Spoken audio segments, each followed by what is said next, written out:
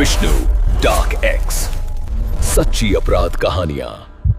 जिस बेटी को बाप ने अपनी जान से ज्यादा चाहा, उसी बेटी ने अपने ही पिता को जहर देकर मार डाला। और हैरानी की बात यह है कि बाद में वह बेटी पुलिस अफसर भी बन गई। पूरी कहानी जानने के लिए आप हमारी वीडियो में अंत तक रुकें और अगर चैनल पर पहली बार आए हैं तो सब्सक्राइब जरूर करें। तो चलो चलते हैं कहानी की तरफ।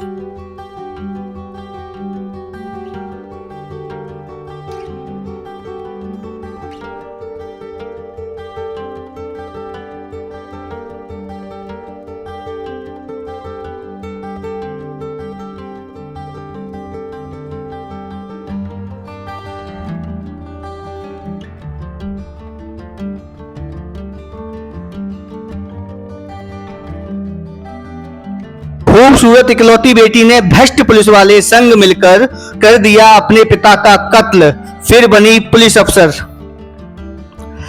एक लड़का था जो पेट्रोल की चोरी में लिप्त था। जैसे ही उसने यह गुस्ताखी करने की कोशिश की, एक तेज नजर पुलिस वाले की निगाहें उस पर जा टिकी और पलक झपकते ही उस लड़के को मौके पर ही रंगे हाथ दबोच लिया गया। गिरफ्तारी के फौरन बाद उसे हवालात की सलाखों के पीछे डाल दिया गया। जैसे ही उसे हवालात में बंद किया गया और उसके खिलाफ कार्रवाई का सिलसिला शुरू होने ही वाला था, तभी एक और पुलिस कांस्टेबल वहां आ धमका। वह कांस्टेबल इधर उधर बातें बनाने में लगा हुआ था कि तभी एक बड़े अधिकारी का वहां आगमन हो गया। उस कांस्टेबल ने बड़े अधिकारी के सामने भर भर कर और गिड़गिड़ाते हुए कहा, साहब मेरी एक गुजारिश है, इस लड़के को जेल की हवा मत खिलाइए, इसके खिलाफ किसी भी किस्म की कोई कार्रवाई मत कीजिए। यह मेरा इकलौता और लाडला बेटा है और मैं इसकी तरफ से आपके सामने माफी का दामन थाम रहा हूं। जैसे ही उसने यह बात कही, बड़े अधिकारी का कठोर दिल भी थोड़ा पिघल गया। यह देखकर कि चलो यह एक पुलिस वाले का बेटा है, उन्होंने उस लड़के को सख्त आवाज में डांटते हुए कहा कि बेटा सुन लो, अगर अब भविष्य में कभी ऐसी कोई बेहूदगी हरकत तुमसे हुई तो याद रखना, मैं तुम्हारे खिलाफ सबसे बड़ी धाराओं में मुकदमा कायम कर दूंगा। यह कहते हुए उस लड़के को थाने से चलता कर दिया गया। लेकिन असलियत यह थी कि वह लड़का अपने माँ बाप का इकलौता था और एक पुलिस वाले का बेटा था। उस पर कोई अंकुश लगाना ऐसे नामुमकिन हो चुका था। बचपन से ही अत्यधिक लाड़ प्यार और ऐशो आराम में पला बड़ा था। मोहल्ले में हो या बाजार में, जहां भी जाता वही दादागिरी और रौब उसकी पहचान बन चुकी थी।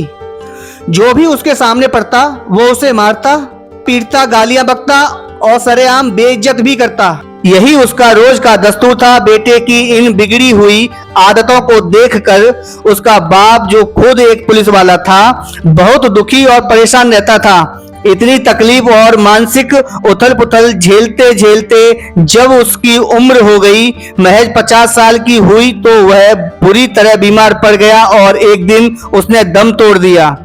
जैसे ही घर के करता धरता ने आंखें मूंदी, घर पर दुखों का पहाड़ टूट पड़ा। जो जिम्मेदार और समझदार इंसान था वह इस दुनिया को अलविदा कह गया और पीछे छोड़ गया अपना नालायक बेटा। लेकिन कायदे और कानून के हिसाब से देखा जाए तो अगर किसी बाप सरकारी विभाग में हो और उसका निधन हो जाए तो उसकी सरकारी नौकरी बेटे को मिल जाती है। इसी नियम का फायदा उस लड़के को मिला। उस लड़के का नाम था आशीष महेश सैडमार्क। जैसे ही मनीष को यह नौकरी नसीब हुई, वह पुलिस की वर्दी पहनने का हकदार बन गया। अब तक चोरी चकारी करता था, लोगों को मारता पीटता था, लेकिन जब खुद पुलिस की वर्दी पहन ली तो वह कोई आम पुलिस वाला नहीं बना, बल्कि वह बेशर्म और भ्रष्ट अधिकारी के रूप में सामने आया। जहां देखो वहां वसूली, जहां देखो वहां धमकी और मारपीट, यही उसकी दिनचर्या बन गई थी। लेकिन पुलिस महकमा आखिर कब तक यह सब सहता। एक वक्त ऐसा आया जब हालात इस मुकाम पर पहुंच गए कि उसे पुलिस विभाग ने बर्खास्त कर दिया गया और साफ साफ कह दिया गया कि अब कभी भी इस नौकरी के लिए दरख्वास्त देने की हिम्मत भी मत करना। जब उस रिश्वतखोर और बर्खास्त पुलिस वाले के बारे में एक और सनसनी बात सामने आई तो बाकी सभी पुलिस वाले दंग रह गए। दरअसल पता चला कि उसने पुलिस की वर्दी में रहते हुए एक पुलिस वाले का ठंडे दिमाग से कत्ल किया था। यह खुलासा होते ही पूरे महकमे में भूचाल आ गया और यह हड़कंप मचना बहुत लाजमी था, क्योंकि यह हत्याकांड 2 साल 10 महीने और 18 दिन पुराना था। पुलिस ने इस मामले की गहराई से छानबीन की और छानबीन के दौरान न केवल आशीष को गिरफ्तार किया बल्कि एक और पुलिस वाला जो इस घिनौने जुर्म में उसका साझीदार था उसे भी पकड़ लिया गया। यह खौफनाक दास्तान जैसे ही सोशल मीडिया पर फैली, देखते ही देखते पूरे देश में चर्चाओं का विषय बन गई। आखिर कैसे वह पकड़ा गया, क्या है इस पूरे मामले की असली कहानी? आइए इस कहानी के माध्यम से जानने और समझने की कोशिश करते हैं। नमस्कार, मैं हूं विष्णु महाजन। महाराष्ट्र प्रदेश का एक जिला है चंद्रपुर और चंद्रपुर जिले का एक थाना है रामनगर। 23 मार्च 2026 की सुबह जब घड़ी की सुइयां मुश्किल से 10 बजाने की तरफ बढ़ रही थी, तभी एक लड़का जिसका नाम मनीष महेश सैडमार्क था और जिसकी उम्र लगभग 28 साल के आसपास थी, वह थाने में दाखिल हुआ। जैसे ही वह थाने की चौखट पर कदम रखा, जिसकी भी नजर उस पर पड़ी वही किसी न किसी बहाने से उससे पल्ला झाड़ने की कोशिश करने लगा। उसके हाथ में एक छोटी सी पर्ची थी जिस पर कुछ लिखा हुआ था। वह बार बार यही कह रहा था, भाई एक नजर इस पर्ची पर डाल लो तो मैं क्या लेकर आया हूं यह तो देख लो। लेकिन कोई भी ना उसकी पर्ची देखने को तैयार था और ना ही उसकी बातें सुनने को तैयार था। जो भी सामने आता वह झट से कह देता, जाओ जाकर बड़े साहब से मिलो। इस तरह वह पर्ची इधर से उधर घूमती रही इसलिए क्योंकि जो आया था मनीष महेश सैडमार्क वह खुद कभी इसी पुलिस स्टेशन में रह चुका था और उसकी भ्रष्टता की वजह से सब उससे दूरी बनाए हुए थे। सबको यही डर था कि कहीं उस पर लगे हुए आरोपों का साया हमारे ऊपर ना पड़ जाए, इसलिए उससे दूरी ही भली। आखिरकार एसएचओ आसिफ शेख वहां आए। जैसे ही आसिफ शेख ने वहां कदम रखा, उन्होंने उससे पूछा, क्या बात है, क्यों पूरा थाना सर पर उठा रखा है, क्या दिक्कत है, क्या परेशानी है? आशीष ने कहा, साहब मेरे पास एक पर्ची है, बस उसे एक बार पढ़ लीजिए, बाकी जैसा आप उचित समझें। उस पर्ची में कई नाम लिखे हुए थे और उन नामों के साथ तो यह भी दर्ज था, साहब हमने एक मर्डर किया हुआ है, बस इतना था। और पुलिसकर्मियों में हड़कंप मच गया। यह बात उस अधिकारी से निकलकर पूरे थाने में गूंजने लगी कि इसने एक मर्डर कबूल किया है। उसके बाद उसे थाने में ही बिठा लिया गया और इस मामले की जांच पड़ताल सब इंस्पेक्टर कृष्णा दराड़े को सौंपी गई। से कहा गया, भाई इस मामले की तह तक जाओ और साथ में ये भी देखो कहीं ये नशे में तो नहीं है या इसका दिमाग तो ठीक है, कहीं ऐसा तो नहीं कहीं कि यह किसी और मकसद से यहाँ आकर कोई मनगढ़ंत कहानी सुना रहा है। बात शुरू हो गई और सब इंस्पेक्टर जांच में जुट गए। जांच की परतें जब खुली तो पता चला कि यह कहानी साल 2022 से शुरू होती है। आशीष महेश सैडमार्क एक पुलिस का बेटा था और पुलिस लाइन में रहता था। बहुत से पुलिसकर्मियों के परिवार रहते थे। एक दिन वह कॉलेज जा रहा था। कॉलेज पहुंचते ही उसकी नजर एक लड़की पर पड़ी। वह लड़की उससे 4 साल छोटी थी और उसका नाम था आर्या। आशीष ने उसे आवाज दी, आर्या क्या तुमने मुझे पहचाना? आर्या ने जवाब दिया, नहीं मैंने आपको कभी नहीं देखा। आशीष ने कहा, तुम एक पुलिस वाले की बेटी हो, तुम्हारे पापा हेड कांस्टेबल हैं, नाम है जयंत भल्लावर। यह सुनकर लड़की को बड़ी हैरत हुई। उसने पूछा, आप यह सब कैसे जानते हैं? आपने मुझे कहाँ देखा है? आशीष ने कहा, मैं तुम्हारे बारे में पूरी जानकारी रखता हूँ। तुम अपने माँ बाप की इकलौती संतान हो। घर में बस 3 लोग रहते हैं। मैं भी उसी इलाके में रहता हूँ जहाँ तुम रहती हो, बस थोड़ी सी दूर। पर उस लड़की ने आशीष को इससे पहले कभी नहीं देखा था। कभी उसका जिक्र नहीं सुना था, लेकिन कॉलेज में इस पहली मुलाकात के बाद उनकी दोस्ती हो गई। साथ कॉलेज आना जाना होने लगा और यह दोस्ती दिन व दिन गहरी होती चली गई। यह दोस्ती कब प्यार में बदल गई, किसी को खबर नहीं हुई। जब इस बात की भनक लड़की के पिताजी को पड़ी तो उनके पैरों के तले जमीन खिसक गई, यह जानकर कि उनकी बेटी आर्या को उसी पुलिस लाइन में रहने वाले एक पुलिस वाले के बेटे से इश्क हो गया है। उन्होंने अपनी बेटी को घर में बिठाकर समझाया। बोले, बेटा तुम्हें शायद इस लड़के की हकीकत नहीं पता, इसकी शिकायतें रोज घर में होती हैं। ऐसा कोई काम नहीं है जो यह नहीं करता। चोरी चकारी इसकी आदत है, लोगों को तंग करना इसका शौक है, गालियां देना और मारपीट करना इसकी फितरत में है। इसका बेचारा बाप खुद इससे सबसे ज्यादा परेशान है और आए दिन थाने में हाथ पांव जोड़कर लोगों से माफिया मांगता रहता है, रहम की भीख मांगता रहता है। अगर इसका बाप पुलिस वाला ना होता तो यह कब का जेल की सलाखों के पीछे सड़ रहा होता। बेटी को खूब समझाया गया, लेकिन बेटी मानने को तैयार नहीं थी। पहले वह खुलेआम आशीष से मिलती थी, लेकिन बाप की पाबंदियों की वजह से अब चुपचाप मिलने जुलने की जुगाड़ लगाते। जब बाप को इसकी खबर मिली तो उसने बेटी का कॉलेज आना जाना भी कम करवा दिया। बाप का गुस्सा इस कदर भड़का कि वह अपनी इकलौती बेटी को कई बार मार भी देता था। जयंत भल्लावर ने खुद अपनी बेटी की जासूसी शुरू कर दी। वह छुपकर देखता कि कहीं यह सचमुच उससे मिल तो नहीं रही है। जैसे ही उसे यकीन हो जाता, आर्या की खूब पिटाई होती। जैसे जैसे दिन बीतते रहे थे, वैसे वैसे बाप का गुस्सा और कड़वाहट बढ़ती जा रही थी। उसने अपनी पत्नी से कहा, यह हमारी इकलौती बेटी है, लेकिन यह समझने को राजी नहीं है जिस लड़के के दामन में लगी हुई है उसकी अपनी जिंदगी ही बर्बाद है। तुम जाकर इसे समझाओ, वरना इसका अपना करियर खाक में मिल जाएगा। लेकिन बेटी के सिर पर कुछ असर नहीं हो रहा था। उधर आशीष के पिताजी भी हर रोज किसी न किसी बात पर शर्मिंदा होते थे। अपने बेटे की वजह से वह धीरे धीरे टूटते जा रहे थे। साल था 2022 के आखिरी महीने में वह इतने बीमार हो गए कि उनकी मौत हो गई। आशीष को मृतक श्रमिक कोटे के तहत नौकरी मिल जाती है। आसपास के लोग सोचने लगे कि चलो शायद अब यह सुधर जाए, क्योंकि बाप ने कभी इसके खिलाफ मुकदमा दर्ज नहीं होने दिया था। अगर कभी मुकदमा दर्ज हुआ होता, यह नौकरी के लिए कभी योग्य नहीं माना जाता। इधर आर्या को यकीन हो गया कि अब पापा शायद आगे से कोई आपत्ति नहीं करेंगे, क्योंकि आशीष की सरकारी नौकरी लग गई है, वह अपने पैरों पर खड़ा हो गया है। लेकिन जयंत भल्लावर ने दो टूक कह दिया, चाहे पुलिस में लग जाए चाहे सरकारी नौकरी मिल जाए, उससे दूर रहना तो दूर रहना। अगर नजदीक जाने की कोशिश की तो मुझसे बुरा कोई नहीं होगा। बाप बार बार समझाता रहा, ना मानती तो मार पड़ती। बाप ने शराब की लत भी लगा ली, खाना पीना कम हो गया, सेहत दिन पर दिन गिरती जा रही थी। वह अपनी बेटी की वजह से अंदर घुटता रहता था और यह घुटन उसे धीरे धीरे खोखला कर रही थी। इधर जब आर्या ने देखा कि बाप उसकी जिंदगी में रोज रोड़ा बन रहा है, परेशान कर रहा है, तो उसने आशीष से कहा, क्या मेरे बाप को रास्ते से हटाने का कोई भी तरीका नहीं निकाल सकते?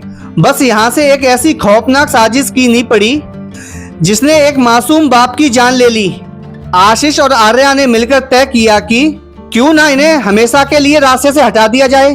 तरकीब यह सूझी कि उनके खाने पीने में कोई जहरीला पदार्थ मिला दिया जाए और उन्हें हमेशा के लिए मौत की नींद सुला दिया जाए। यह खूनी प्लान 24 मार्च 2023 को अंजाम दिए जाने की तैयारी शुरू हुई। आशीष ने एक ऐसे शख्स का इंतजाम किया जो जहर की व्यवस्था कर सके। नवीन नाम के उस लड़के ने जहर का इंतजाम किया और चेतन को दे दिया। चेतन को यह भी बता दिया कि फलाना जगह आर्या से मिलना है। आशीष ने आर्या से कहा, मैं खुद सामने नहीं आऊंगा, तुम अपने चचेरे भाई के जरिए वह शीशी मंगवा लो। आर्या ने अपने चचेरे भाई पिंकू से बात की। पिंकू विकलांग था और उसकी उम्र अभी 18 साल भी नहीं हुई थी। उसे शायद यह भी नहीं पता था कि वह किस काम में हाथ बटा रहा है। बहन का हुक्म था, मान लिया और जहर की शीशी चेतन से लेकर आर्या को दे दी। जैसे ही वह शीशी आर्या के हाथ में आई, वह उस सुबह का इंतजार करने लगी। 25 अप्रैल 2023 की सुबह जब जयंत भल्लावर ड्यूटी पर जाने के लिए तैयार हो रहे थे, तब आर्या ने पहले खाना बनाया और फिर बड़ी मीठी आवाज में कहा, पापा आपके लिए मिल्क शेक बनाया है, जाने से पहले पी लीजिएगा। एक बाप जिसे जरा भी गुमान नहीं था कि उसकी अपनी बेटी उसकी मौत का कारण बन सकती है और उसकी मौत का सामान तैयार कर चुकी है, उसने इत्मीनान से वह मिल्क शेक पिया और ड्यूटी के लिए रवाना हो गया। जहर की मात्रा ज्यादा नहीं थी, लेकिन उसका असर होना तय था। चंद्रपुर के प्रशासनिक भवन के पास जैसे ही वह पहुंचे, उन्हें चक्कर आया, उनके पांव लड़खड़ाए और वह जमीन पर गिर पड़े। आसपास के लोग दौड़कर आए, उन्हें तुरंत अस्पताल ले जाया गया, लेकिन डॉक्टर ने उन्हें मृत घोषित कर दिया। एक मासूम पुलिस वाला अपनी ही बेटी की दी हुई जहर की वजह से दुनिया से चला गया। जैसे ही जयंत भल्लावर के गुजरने की खबर उनके घर पहुंची, आर्या और उसकी मां रोते रोते बिलखते हुए अस्पताल की तरफ दौड़ी। मां को तो जरा भी पता नहीं था कि यह जो सब हुआ है वह उनकी अपनी बेटी की करतूत है। मां और बेटी दोनों एक ही राग अलाप रही थी कि ज्यादा पीने लगे थे, खाना पीना कम हो गया था, सेहत गिर रही थी, पता नहीं क्या हो गया। उधर जब पोस्टमार्टम हुआ तो मौत की असली वजह साफ नहीं हो पाई। मौत को अप्राकृतिक तो घोषित किया गया और जांच के लिए रिपोर्ट भी भेजी गई, लेकिन आर्या के बयानों के आधार पर पुलिस ने भी मान लिया कि हो सकता है यह स्वाभाविक मौत हो। एफआईआर दर्ज हुई, तफ्तीश हुई, लेकिन पुलिस ने इस मामले को ज्यादा गंभीरता से नहीं लिया जितना लेना चाहिए था और अंत में उस इकलौती बेटी को अपने बाप की जगह सरकारी नौकरी मिल गई। लड़की पुलिस की वर्दी पहन बैठी। जब आर्या के जीवन में ना कोई रोकने वाला था, ना कोई टोकने वाला, आशीष के साथ कभी भी और कहीं भी मिलना बेरोक टोक होने लगा। एक दिन आर्या ने अपनी मां को समझाया, मां पापा तो है नहीं, मेरी भी नौकरी लग गई है और आशीष भी नौकरी करता है, क्यों ना हम दोनों शादी कर लें। साल 2025 में दोनों ने विवाह कर लिया। शादी के बाद जिंदगी को सुकून से चलाने की कोशिश हो रही थी, लेकिन आशीष की बिगड़ी हुई आदतें कहीं नहीं गई थी। वर्दी मिलते ही वह पुलिस में एक गुंडे की तरह काम करने लगा। किसी से भी बेवजह वसूली, किसी के साथ बदसलूकी, वरिष्ठ अधिकारियों की बात की परवाह न करना और आपराधिक गतिविधियों में हाथ रंगना, यही उसकी असली पहचान बन गई। जब यह सब शासन तक पहुंचा तो उसे हमेशा के लिए बर्खास्त कर दिया गया। बर्खास्तगी के बाद उसका सारा गुस्सा और उसकी सारी कुंठा घर पर उतरने लगी। जिस लड़की को पाने के लिए उसने एक बेगुनाह बाप का कत्ल करवाया था, अब उसी के साथ रोज लड़ाई झगड़े और मारपीट होने लगी। आर्या पुलिस की ट्रेनिंग कर रही थी और आशीष उस पर दबाव जमाने की कोशिश करता था। घर में रोज कहासुनी और मारपीट के नए किस्से जुड़ते जा रहे थे। थक हार कर आर्या ने आखिरकार कह दिया, मैं तुमसे अलग रहना चाहती हूँ। यह सुनकर आशीष का गुस्सा 7वें आसमान पर पहुंच गया। जनवरी 2026 में वह पहले ही बर्खास्त हो चुका था। घर में झगड़े अलग थे। इसी कसमकस में जीते हुए वह 23 मार्च 2026 को थाने में जा धमका और पर्ची थमा दी, जिसमें लिखा था, साहब हमने मर्डर किया है। पुलिस की जांच में यह बात एकदम सच साबित हुई और एफआईआर नंबर 421B26 दर्ज हो गई। यह एफआईआर महाराष्ट्र प्रदेश जिला चंद्रपुर थाना रामनगर में आईपीसी की धारा 120B, 201, 302 और 34 के तहत की गई थी। चूंकि यह अपराध 25 अप्रैल 2022 को हुआ था, इसलिए आईपीसी की पुरानी धाराएं लगाई गई। बीएनएस की नहीं। यह बात कई लोगों के लिए भ्रम पैदा करने वाली हो सकती है, क्योंकि बीएनएस की धाराएं जुलाई 2024 के बाद मामले में ही लागू होती हैं। जांच पूरी होने के बाद आशीष महेश सेडमार्क को गिरफ्तार कर लिया गया। उसकी प्रेमिका और पत्नी आर्या जयंत भल्लावर को भी हथकड़ी लग गई। जहर का इंतजाम करने वाले चेतन उर्फ मोंटी को भी गिरफ्तार किया गया। चचेरा भाई पिंकू, जिसने जहर की शीशी पहुंचाई थी, जब उसने यह काम किया था तब वह नाबालिग था, लेकिन अब वह 18 साल का हो चुका था। उसे भी गिरफ्तार कर लिया गया। फिलहाल इस मामले की जांच पड़ताल सब इंस्पेक्टर अश्वनी श्यामराव बांकड़े को सौंपी गई है। पुलिस अब सीडीआर उस दौर की चैटिंग, लोकेशन डेटा और अन्य डिजिटल सबूत खंगालने में जुटी है। साल 2022 यह मर्डर होने की वजह से सबूत जुटाना पुलिस के लिए एक बड़ी चुनौती है। यह आसान काम नहीं है। अगर ठोस सबूत मिल जाते हैं तो इन सबकी जेल तय मानी जाएगी। अगर सबूत नहीं जुटा पाए तो आशीष अपनी बात से पलट गया तो अदालत में यह मामला टिकाए रखना मुश्किल हो जाएगा। लेकिन इस पूरे घटनाक्रम में न केवल महाराष्ट्र में बल्कि पूरे देश में तहलका मचा दिया। जब यह कहानी सोशल मीडिया पर वायरल हुई तो लोग सोचने पर मजबूर हो गए। इधर आशीष अपने माँ बाप का इकलौता बेटा था, उधर आर्या अपने माँ बाप की इकलौती बेटी थी और उसी इकलौती बेटी ने अपने बाप को अपने हाथों से मिल्क शेक में जहर मिलाकर दे दिया और हमेशा के लिए उनकी जिंदगी का दिया बुझा दिया। दोस्तों, इस पूरे घटनाक्रम को आप तक पहुंचाने का ना किसी को तकलीफ देना है, ना किसी का दिल दुखाना है। मकसद सिर्फ और सिर्फ यह है कि आप जागरूक रहें, सचेत रहें, जिंदगी में कभी भी ऐसे रिश्तों से दूर रहें जो आपको गलत रास्तों पर ले जाएं। बाप का दिल हमेशा अपने बच्चों के लिए सच्चा होता है। उसकी नसीहतें हमेशा हमारे भले के लिए होती हैं। आप सब लोग खुद का ख्याल रखें, अपने परिवार का ख्याल रखें और सुरक्षित रहें। मिलते हैं फिर एक और सच्ची नई कहानी के साथ। जय हिंद।